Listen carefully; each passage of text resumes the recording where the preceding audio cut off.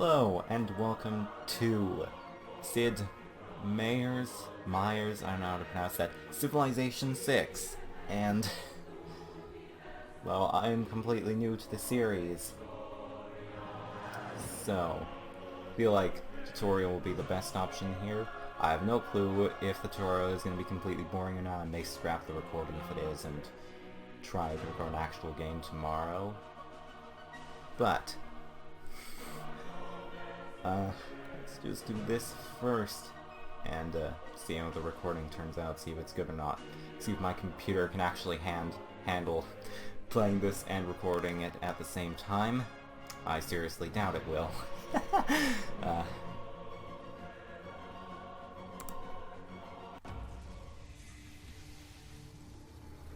From the maelstrom of sand, Ooh, cutscene. wind and fire, our people emerge and arrive here. A new world, one ripe with great possibility and even greater dangers. Here our people stand, their destinies unwritten. Will they push forward into greatness, or see themselves lost to the ages? Their fate lies in your hands.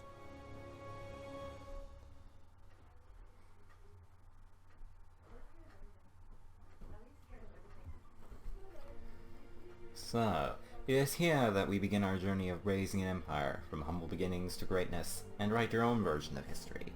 Will you conquer the world in great battles, or be the first to send your people to the stars? Will you influence the world with the culture of your people, or your beliefs spread to the ends of the earth?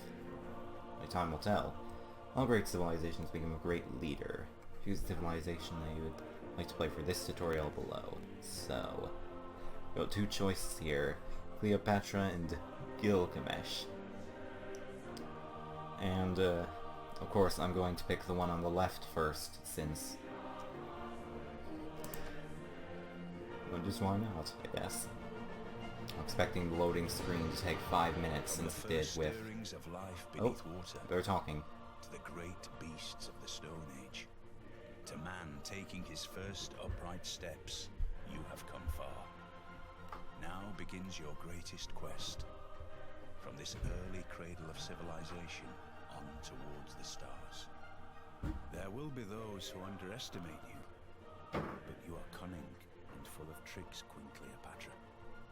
Your charm will establish indestructible alliances with the strongest leaders of the world. Keep your friends close by your side, and you will find yourself untouchable, with the glory of Egypt primed to win over the world.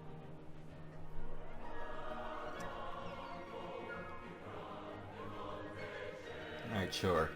Now the loading screen is probably going to take another 5 minutes to get through, considering how long it took me to get through those hardware testing things. So I'm probably going to cut this part out anyways. Oh. What is this? I can't tell because I'm not in full screen mode. Well, I know I'll be while I'm recording in full screen mode next time. Sure, but I'm assuming that's... let's move on to the next... Welcome, Cleopatra. Our people's fate lies in your hands. Great is the responsibility placed upon you. Perhaps I may be of service. Yes, let us get started. For too long we have roamed this world without a land to call our own. It is time we put down roots. Our brave settlers await your command. We should found our first city here. Sure. From the seeds of the small city shall you grow an empire. But to truly thrive, we must first see to the needs of our people. Well, of course. The city is the cornerstone of any great civilization. The city's size is represented by its population indicated to the left of its nameplate. Each city also claims the surrounding lands for your exclusive control. These lands are indicated by the colored border surrounding the city. Unique features within your borders will have a profound influence on the potential strengths of each city. Though small now, our city will continue to grow if you allow it to. Its fate and that of our people depend upon you. You must choose how each city in your civilization is to grow and expand over time, improving the land you control and creating new buildings and districts within your borders. We are fortunate that the land surrounding our city is rich in resources. Developing it will be key to our survival. Well, I can't see much of those resources on the map yet. Each city generates a variety of yields at the start of return. These are obtained from the hexes that the city controls. Each hex within your city borders can provide a number of yields to help you advance your civilization. Food and production are two of those yields. Food fuels city growth, increasing its population. More food, faster growth. Production is used to build new items like military units and city upgrades. The more production your city has, the faster you can build things. However, each hex will need to be worked by your population in order to obtain the yield from that hex. Each citizen can work one hex within your borders. We are blessed to have such bountiful lands within our borders. Still, a civilization is comprised of people, not just earth. Oh, you have one new item in your inventory. I'll have to check that. Growing your city's population is very important in order to take advantage of all the yields from the surrounding lands.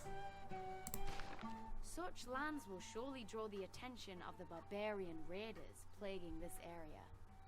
We must prepare to fight back if we are to survive. Our city requires warriors. Of course. Open the production chooser of the city by clicking the Change City Production below. If our people are to survive in these lands, we must focus their efforts. Only then can we master this world. This is the city's production chooser. From here you can construct buildings, create wonders of the world, and train military and civilian units. Our people's protection is our utmost concern. Direct your city towards the creation of a warrior. The creation of warrior. Sure, creation. Yes. Training has commenced. Already our people feel more secure. Our empire will not be built overnight. We have accomplished all we can this day. Yeah, turn 1, of course. Civilization turn-based game, where decisions are made and actions performed during a game turn, much like playing a board game with friends. Once all the other players have made their moves, a new turn will begin. Building items in your city takes time. The number of game turns it will take is indicated on each item in the menu. This is calculated based on the production cost of the item versus the production yield of the city. The higher the yield, the fewer turns it will take to build. Alright. Our warriors continue to train. But if we are to be more than the barbarian tribes we defend against, we must explore other areas of development. There are those among us with minds adept at unlocking the world's secrets. We need only guide them. Alright. The technological advancement of your people is attained through research. By completing research or technologies, you will unlock new ways to exploit the land, new military units, new city upgrades, and much more. Yeah, show me how. So mining is going to be our first thing. Excellent. As our people's understanding of the earth increases, so too will our ability to harness its riches and increase our production capabilities. We must give them time to do their work. Hopefully the game audio is loud enough that the vacuum isn't overpowering it. Just as building new units is fueled by production, researching new technologies is fueled by science.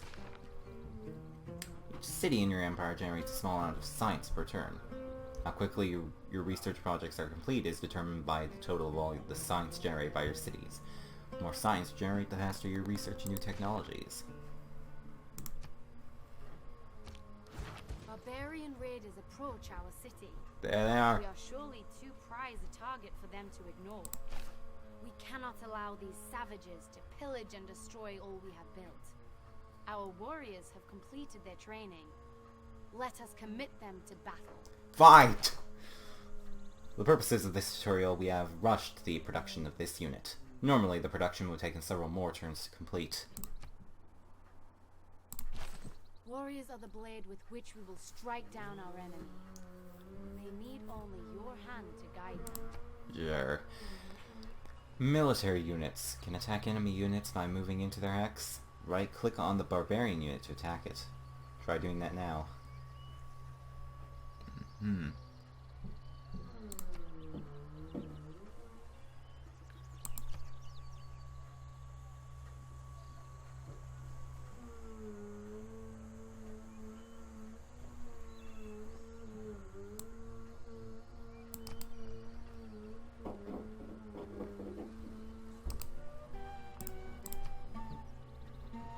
Right.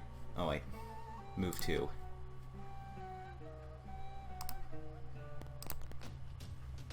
There we go. Easy peasy. Victory.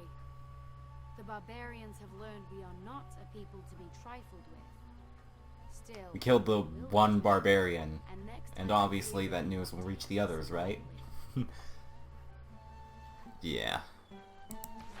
we should take advantage of this lull in hostilities. With our warriors now prepared, we may focus our production capabilities towards the city itself. Tasks, which must be completed before you can end your turn, will appear in the notification panel and bottom right of the screen. Since production is finished in this city, you get a reminder that you need to choose the next thing to produce before you can end your turn. The lands surrounding our city are fertile, yet as of now, they lie undeveloped. We must create a workforce if we are to make the most of the resources within our borders. Yeah. Builder. Excellent. The skills these builders will attain will dramatically improve our civilization. Builder unit has been added to the city's production queue. It will take several turns to complete its training. Since there are no remaining decisions that need to be made this turn, the next turn button is displayed. While our builders train to improve life within our borders, we must not ignore the lands beyond them. The only way to truly master this world is to understand it.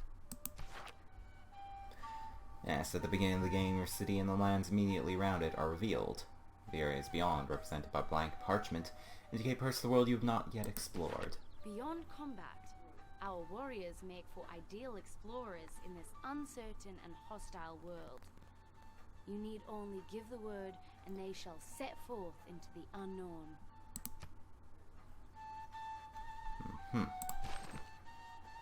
Warrior units have a movement range of 2.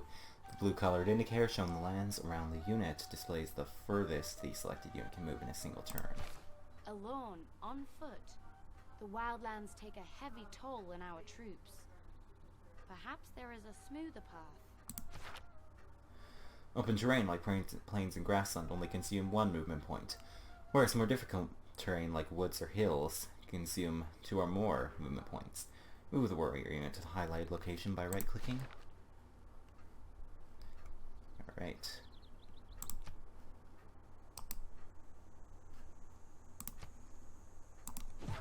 Already our warriors' efforts bear fruit. They have come upon a small tribal village. Ooh. Exploring tribal villages can give your civilization one of the many instant benefits, like granting an additional population in your city, or awarding gold. It is a good strategy to explore as many tribal villages as possible. This people seem different from the barbarian tribes we encountered. Perhaps we should make contact instead of combat.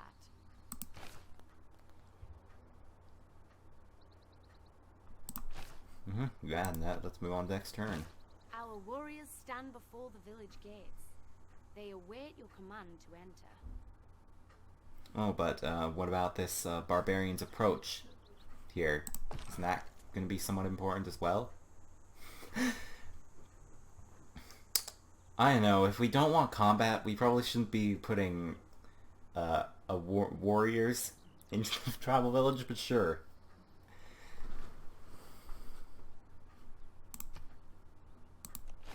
It would seem friendship has its rewards. Our success against the barbarians has reached this village. Impressed by our culture, they wish to rise up against their oppressors and join us in the fight against the Horde.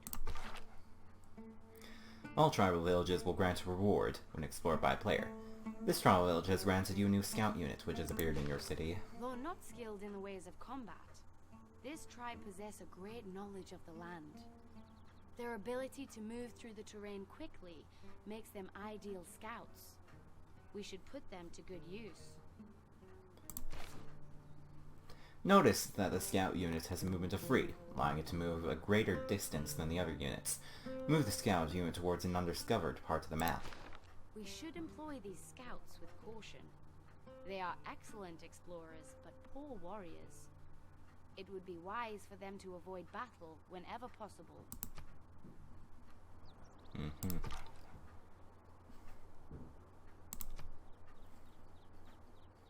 Oh, so I'm being given free reign now. Hey. Coffee luxury resource requires irrigation. Stone bonus resource requires mining. But we have mining. I want to see what's past these hills myself. Oh, that's only one movement right there.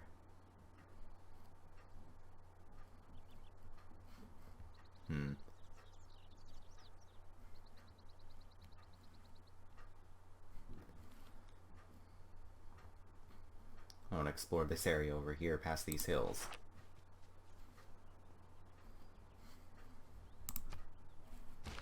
Exploration may bring many rewards, but let us not forget the safety of our capital.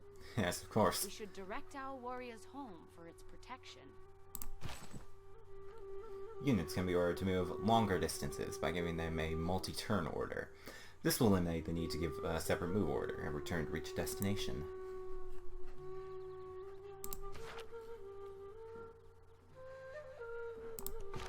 Our scouts await orders. They must explore and teach us about new lands yet undiscovered. Our city continues to prosper. Already our people thrive, and our population grows. Very good. Population of your first city has grown from 1 to 2. As long as the city is well fed and its people are happy, it will continue to grow. The citizens of the city work the surrounding plots and improvements, contributing to greater leads. Higher populations contribute to faster science research, faster city production, faster cultural growth. It's always a good strategy to not only found new cities to expand your realm, but also grow these cities.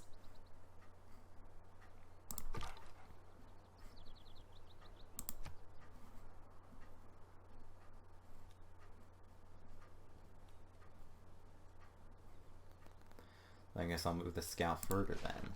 There are no further matters to attend to today.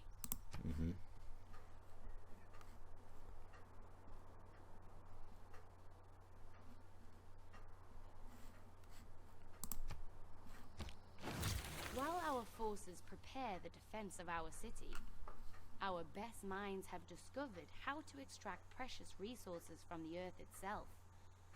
With an abundance of Yeah, so we're valuable finally getting stone around to that nearby, stone, hey? our builders may be able to exploit this knowledge when they complete their training.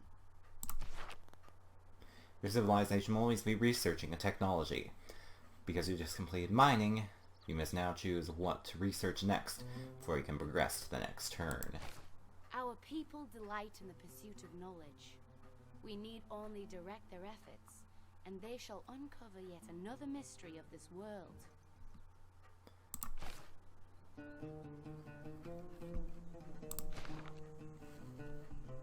Pottery. A wise decision. Our people may now uncover new uses for the materials we unearth in our mines and quarries. But let us not forget the exploration efforts of our scouts. There is a whole world before us to uncover.